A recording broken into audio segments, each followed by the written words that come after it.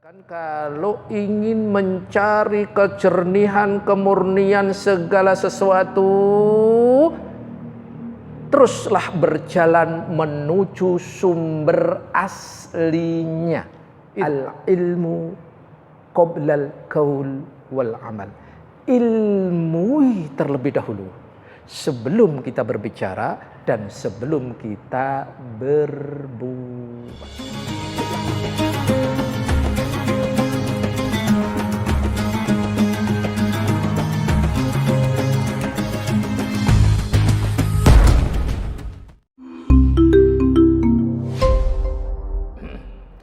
Assalamualaikum warahmatullahi wabarakatuh. Innal hamdalillah nahmaduhu wa nasta'inuhu wa nastaghfiruh wa na'udzu billahi min shururi anfusina wa min sayyiati a'malina. May yahdihillahu fala mudilla lahu ومن يضلل فلا هادي له. أشهد أن لا إله إلا الله وحده لا شريك له وأشهد أن محمدا عبده ورسوله لا نبي بعده. اللهم صل وسلم وبارك على محمد صلى الله عليه وعلى آله وصحبه وسلم أجمعين. يا أيها الذين آمنوا اتقوا الله حق تقاته ولا تموتن إلا وأنتم مسلمون. يا أيها الناس اتقوا ربكم الذي خلقكم من نفس واحدة وخلق منها زوجها وبث منهما رجالا كثيرا ونساء واتقوا الله الذي تساءلون به والأرحام إن الله كان عليكم رقيبا. يا أيها الذين آمنوا اتقوا الله وقولوا قولا سديدا يصلح لكم أعمالكم ويغفر لكم ذنوبكم ومن يطع الله ورسوله فقد فاز فوزا عظيما. أما بعد. Ma'asyiral muslimin wa iyyakum rahimahumullah. Mari kita bersyukur kepada Allah tabaraka wa taala atas segala limpahan rahmat, taufik, karunia yang apabila nikmat-nikmat tersebut kita hitung pasti tidak akan mampu dalam menghitungnya. Hanya dengan syukur itulah salah satu cara yang sangat efektif dalam rangka agar Allah memberikan terus tambahan dan bimbingan kepada kita. Salat teriring salam teruntuk Rasul sallallahu alaihi wasallam, juga seluruh keluarga, sahabat dan umatnya ila yaumil akhir. Dan pada hari ini insyaallah kita akan melanjutkan kajian kita tentang kitab Riyadhus Shalihin jilid 1 dan memasuki hadis ke-53. Hadis dari sahabat Abu Ibrahim Abdullah bin Abi Aufa, semoga Allah meridhoinya ini. Semoga bisa menjadikan motivasi kita dan cita-cita kita yang paling agung. Apa cita-cita sebagai motivasi kita yang paling agung? Semoga seluruh rangkaian apa yang kita kerjakan bisa mendatangkan manfaat bagi kita semuanya. Karena dalam kondisi seperti apapun di dalam hadis ini, seyogyanya kaum muslimin dalam keadaan semangat. Seperti apapun keadaannya, kaum muslimin diwajibkan bersabar. Seperti apapun keadaannya, kaum muslimin seyogyanya ia tidak bercita-cita bertemu dengan musuh.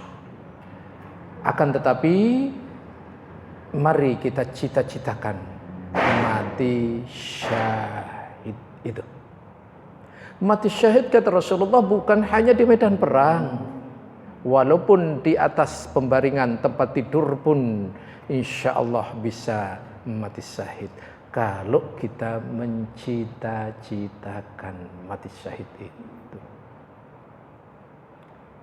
Apa saja yang menghantarkan itu semuanya? Persiapan apa? Ketika kita ketemu dengan musuh, apa yang harus kita lakukan? Dan bagaimana dan seterusnya. Insya Allah kita akan mencoba menjelaskan materi ini. Namun jangan lupa salah satu doa yang begitu lengkap dan sempurna yang Rasul sallallahu alaihi wasallam sampaikan ini, ya, kita berdoa. Doanya gimana? Lihat Rasulullah. Allahumma munzilal kitab. Ya Allah yang telah menurunkan Alkitab, yakni Al-Quran. Dengan Al-Quran diturunkan ini bisa mendatangkan kemanfaatan, kemaslahatan, keselamatan dunia dan akhirat. Sedangkan wa mujriyas sahab yang memperjalankan awan. Awan ini akan menurunkan air, kemudian tumbuhlah dengan air itu. Inilah kenikmatan dunia. Maka ketika Rasulullah sallallahu alaihi wasallam memberikan wahazimal ahzab, akhirnya ihzim, ya, ihzimuhum wansurna alaihim. Rasul meminta kepada Allah tabaraka wa ta'ala agar mengalahkan pasukan atau sekutu. Dengan cara itu Allah yang punya. Dengan cara Allah membantu mereka dalam mengalahkan musuh. Lihat doa yang begitu simpel, doa yang begitu pendek, tetapi dengan dikalahkannya musuh-musuhnya akan terwujudlah keselamatan dunia dan akhirat. Masya Allah kan. Baik, kita akan melanjutkan hadis ini riwayat muttafaq alaih Bukhari dan Muslim. Bukhari dalam kitabnya yang terkenal sekali dengan Fathul Bari jilid 6 halaman 33, Imam Muslim nomor 1742. Thayyib, kandungan hadis keterangan perihal persiapan jihad. Apa saja yang menjadi persiapan-persiapan jihad itu? Ternyata jihad itu persiapannya wajib ada 2 persiapan. Ini kandungan pertama. Apa saja? Yang pertama adalah al-i'dad al-imani. Al-i'dad al-imani, yaitu mempersiapkan kekuatan iman. Jadi rohaniyahnya dulu yang harus dibenarkan. Maju di medan perang, tapi kalau keimanannya ini rapuh, walaupun jumlahnya banyak, tidak berpengaruh. Sedikit, tetapi persiapan rohaniyahnya luar biasa, benar, maka akan membuat semangat yang membara, yang akhirnya musuh gentar. Dan ini terjadi setiap pertempuran yang dikerjakan oleh Rasulullah sallallahu alaihi wasallam, jumlah selalu di bawah oleh musuh-musuhnya secara jumlah. Tetapi kenapa kok selalu menang? Karena persiapan mental iman itu yang dinomor wahidkan. Peperangan di zaman Nabi, saat Nabi masih hidup, ada beberapa peperangan, dan peperangan yang kalah Di zaman Nabi perang apa ini? Perang Uhud. Perang Uhud ini kenapa bisa kalah? Kenapa bisa kalah? Iya, orang-orang yang Rasul amanahkan, tim khusus pemanah, dia tidak taat kepada Allah dan Rasul. Ini yang menyebabkan kekalahannya. Bukan jumlah, tetapi karena para pemanah-pemanah itu melihat di bawah harta rampasan perang begitu banyak, yang akhirnya karena ini peperangan secara terbuka, yang pertama yang betul-betul direncanakan. Kalau perang Badar sejatinya tidak direncanakan, tapi yang betul-betul direncanakan adalah perang Uhud, sehingga belum banyak pengalaman-pengalaman. Maka begitu harta rampasan perang ditinggal oleh orang-orang kafir Quraisy, menjadi jarahan oleh saudara-saudara yang di bawah. Maka ahli-ahli pemanah ini akhirnya urusan dunia yang menjadi dia kebingungan.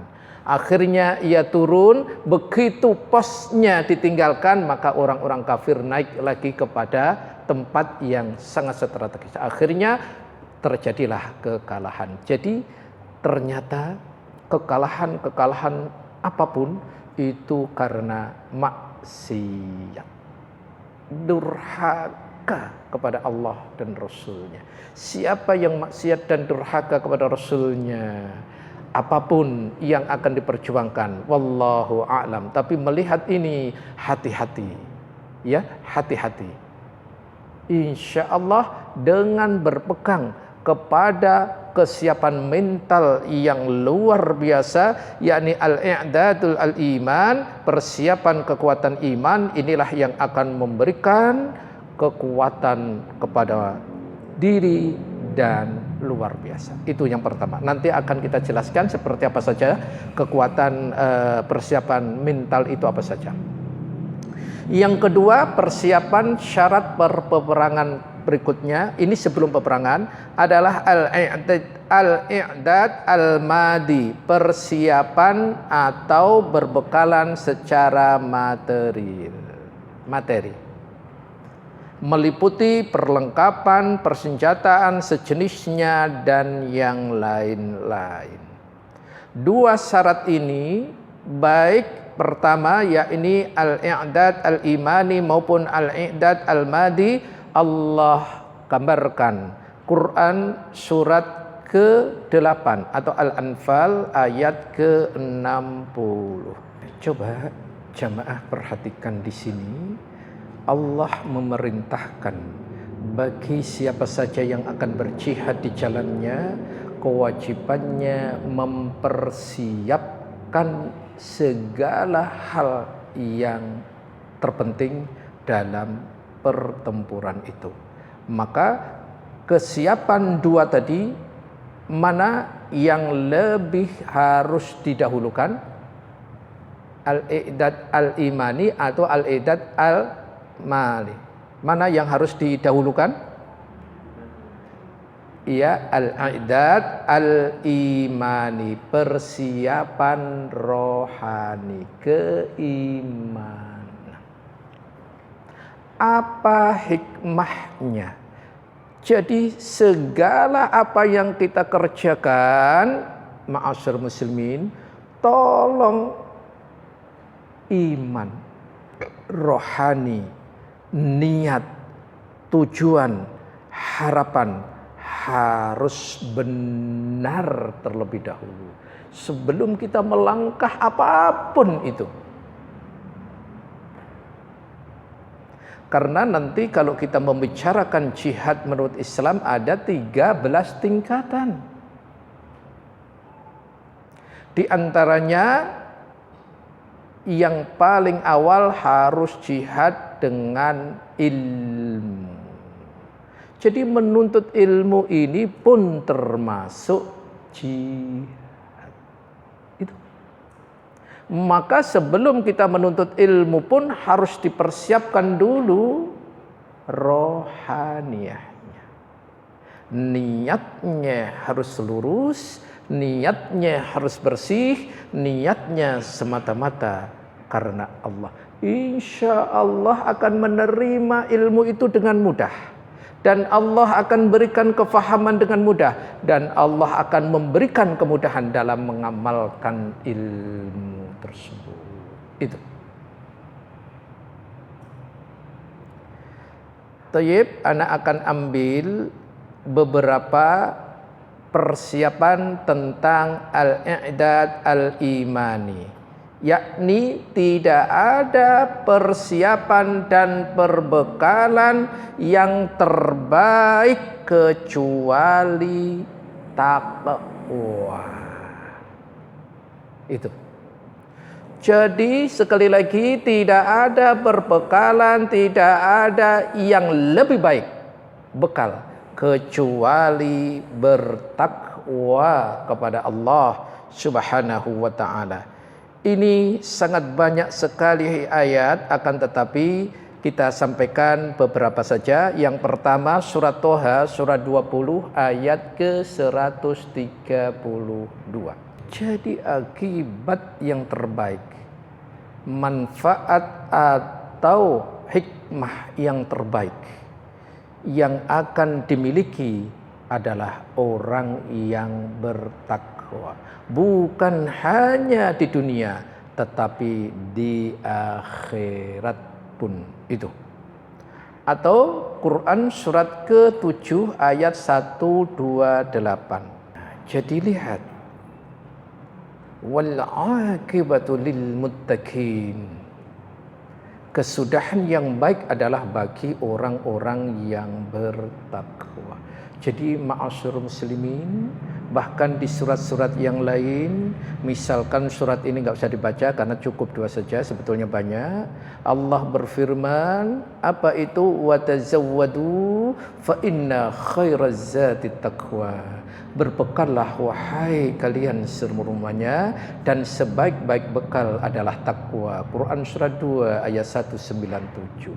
Jadi berdasarkan ayat-ayat ini tadi, maka takwa adalah bekal terbaik dalam segala hal. Dalam segala hal.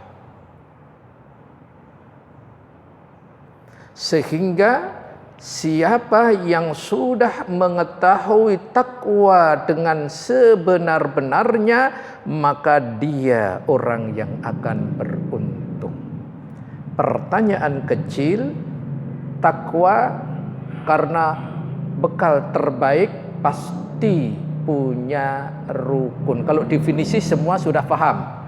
Sekarang apa yang menjadi rukun takwa? Itu.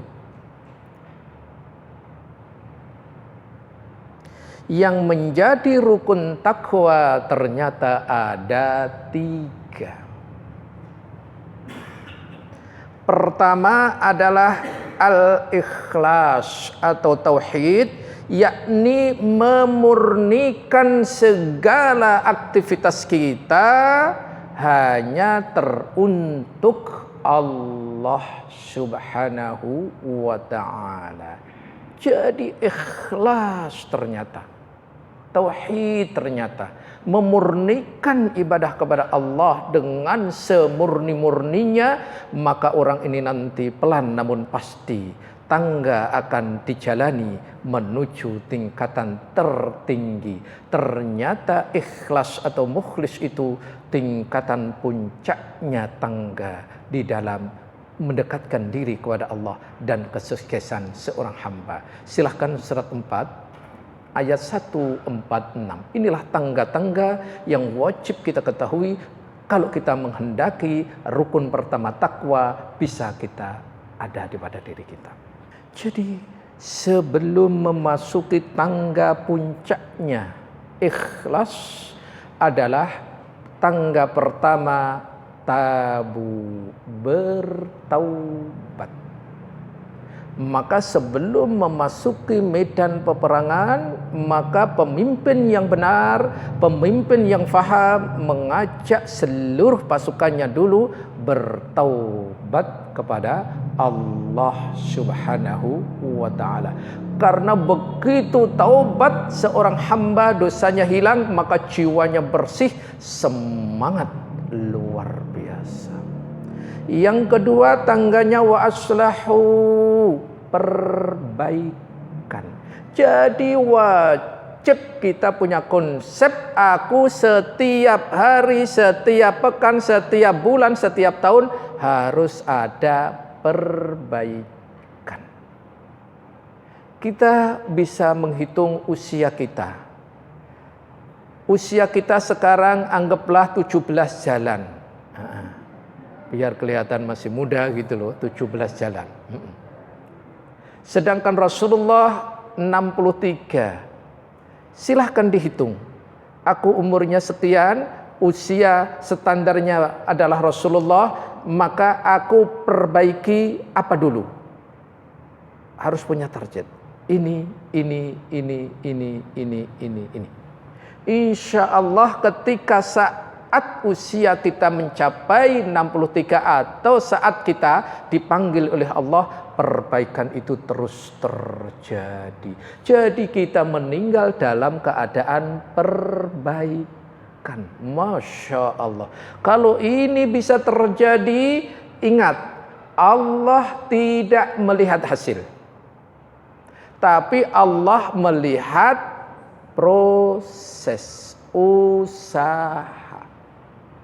Karena kalau melihat hasil tidak ada manusia yang sempurna. Semuanya kurang. Tetapi yang diperhatikan Allah adalah proses atau usaha-usaha yang ia lakukan. Itu.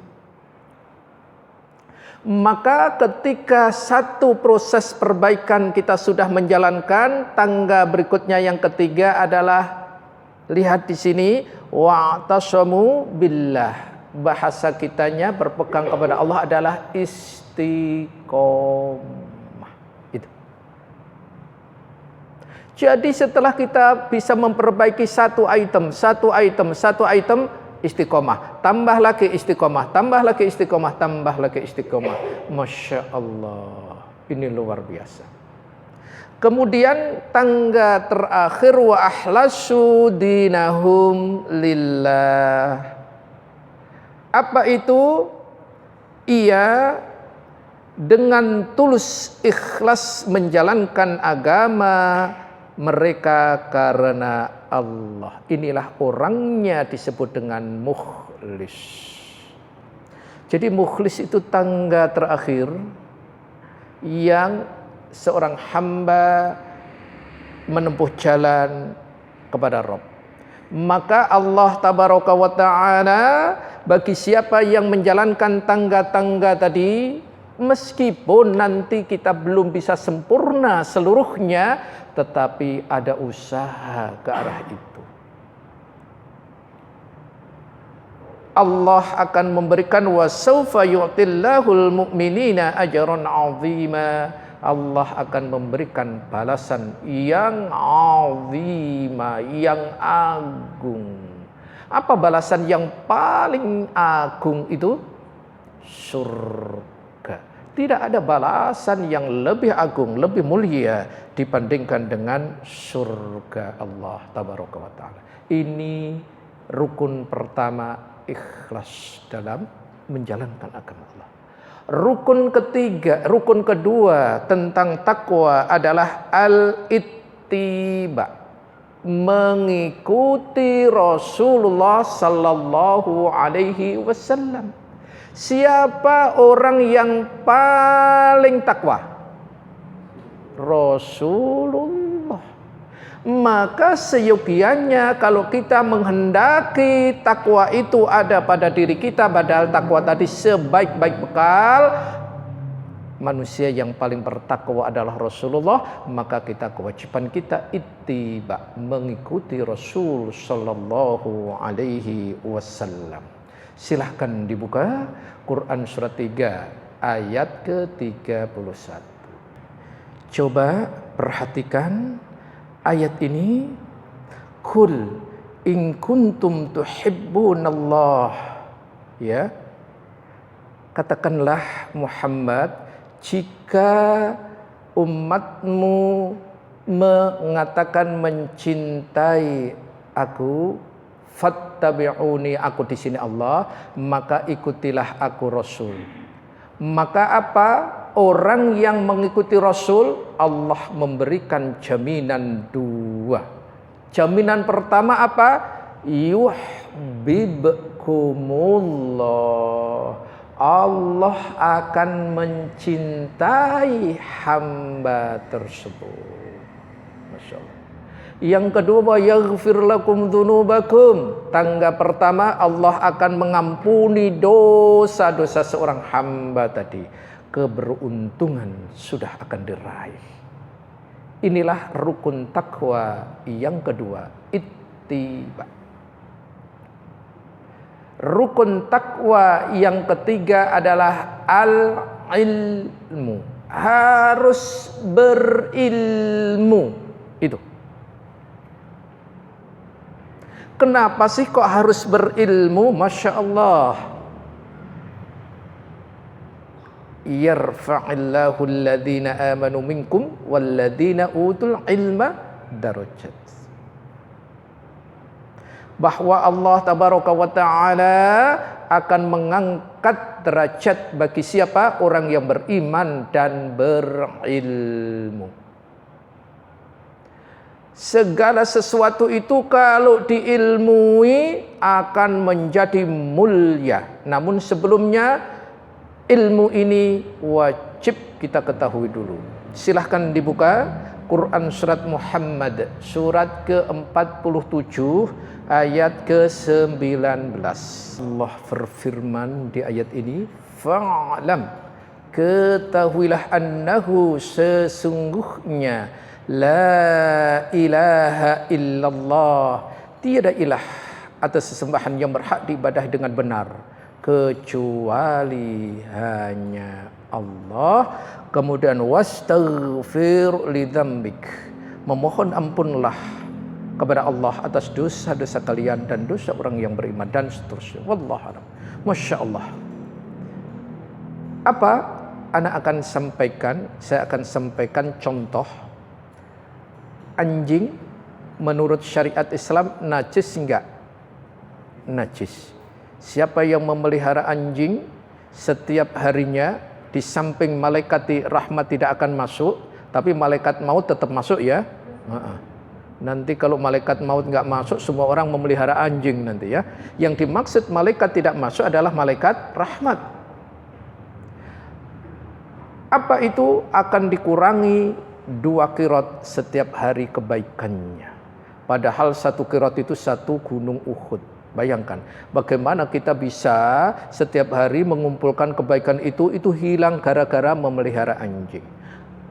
Akan tetapi anjing yang dididik, anjing yang karena ilmu punya ilmu, maka halal hasil dari apa?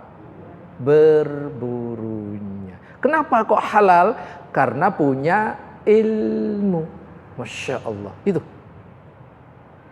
anjing yang najis secara syariat aja Allah muliakan, apalagi manusia yang punya ilmu. Dan ilmu yang paling utama, ilmu yang paling nomor wahid adalah la ilaha illallah, ketauhidan. Apa makna la ilaha illallah? Minta maaf jamaah ketika sudah mengaji, nanti kalau la ilaha illallah tolong dirubah tiada Tuhan selain Allah ya. Makna la ilaha illallah, la ma'buda bihaqqin illallah. Itulah yang sebenarnya. Saya ulang, la ilaha illallah, la ma'buda bihaqqin illallah. Tiada ilah yang berhak diibadahi bihaqqin dengan benar kecuali Allah. Bihaqqin ini apa? Ittiba, mengikuti contoh Rasul sallallahu alaihi wasallam dalam menyembah Allah dalam segala halnya. Ini. Thayyib, ini yang berkaitan dengan pertama, bekal pertama, yaitu persiapan dalam masalah sebelum pertempuran. Ada dua tadi, yakni apa tadi? Al-i'dad al-imani, yang kedua al-i'dad al-madi. Mana yang lebih utama? Al-iman dulu, jangan buru-buru angkat senjata. Kalau jiwanya, kalau pemahamannya masih sangat tidak jelas, bukan tujuan utamanya tercapai, tapi nambah madharat yang terjadi. Jadi persiapkan dulu, al-i'dad al-imani dulu, ilmui dulu segala sesuatu itu. Terus terang, saya terobsesi dengan Al-Imam Asy-Syafi'i. Jadi beliau mengatakan kalau ingin mencari kejernihan, kemurnian segala sesuatu, teruslah berjalan menuju sumber aslinya. Itu. Air yang sampai ke kita warnanya sudah berubah itu, ketika baru keluar dari sumber mata air gimana? Jernih enggak? Jernih sekali. Islam juga demikian. Begitu keluar dari sumbernya Rasulullah sallallahu alaihi wasallam, Islam itu jayanya luar biasa. 2/3 dunia dikuasai oleh Islam. Tapi karena sudah 1400 tahun atau 14 abad, jarak yang begitu panjang, tentu ibarat air tadi yang begitu jernih menjadi apa? Kotor. Kalau air itu kotor, bisa dilihat di dalamnya ada sesuatu? Tidak. Tapi bisakah air yang keruh tadi bisa menjadi kotor? Air yang keruh tadi bisa menjadi bersih, jernih kembali? Bisa. Di apa? Iya, dikasih favorit atau apa, dikasih suling atau apa namanya. Yang penting ada filternya. Difilter dulu. Nah, filter untuk kejernihan agama apa? Al-Quran dan As-Sunnah yang sahih. Ketika kita merujuk kembali kepada Al-Quran dan As-Sunnah yang sahih, Masya Allah, walaupun 14 abad, kita seperti melihat sumber aslinya. Itu. Maka ayo, saya berbicara menyampaikan dari Al-Imam Al-Bukhari, al-ilmu qoblal qaul wal amal. Ilmui terlebih dahulu sebelum kita berbicara dan sebelum kita berbuat. Jadi harus ilmu dulu. Inilah yang wajib kita ketahui, wahai saudaraku kaum muslimin seluruhnya. Semoga Allah menjadikan kita ahli ilmu yang bisa mendatangkan manfaat, maslahat fid dunya wal akhirah. Dan semoga ilmu-ilmu kita bisa menjadi ilmu yang bermanfaat. Walaupun kita sudah tiada, tetapi ilmu itu masih dijadikan rujukan oleh orang-orang setelahnya. Contohnya seperti apa? Contohnya dulu Al-Imam Al-Bukhari, ya, Al-Imam Al-Bukhari ketika beliau masih hidup gimana? Beliau disia-siakan, dizalimi sampai akhir hayatnya. setelah Allah memberikan petunjuk kepada orang-orang setelahnya, ternyata Al-Imam Al-Bukhari menjadi manusia nomor wahid dalam urusan ilmu hadis. Lihat, pertama Al-Bukhari, baru Imam Muslim. Itu. Imam Bukhari sudah wafat? Sudah. Imam Muslim sudah wafat? Sudah. Imam Ahmad dan seterusnya sudah meninggal? Sudah. Tapi ilmunya, Masya Allah, inilah yang harus kita coba. Bisakah kita mendapatkan ilmu dan ilmu itu bisa bermanfaat? Meskipun jasad sudah tiada, tetapi Masya Allah, ya, ilmu terus berjalan. Semoga ini kita bisa memperolehnya meskipun kita pelan-pelan, sedikit demi sedikit. Tidak ada tiba-tiba langsung besar, dari kecil dulu. Bismillah, kita mohon terus petunjuk kepada Allah Tabaraka wa Ta'ala. Taib, wallahu a'lam.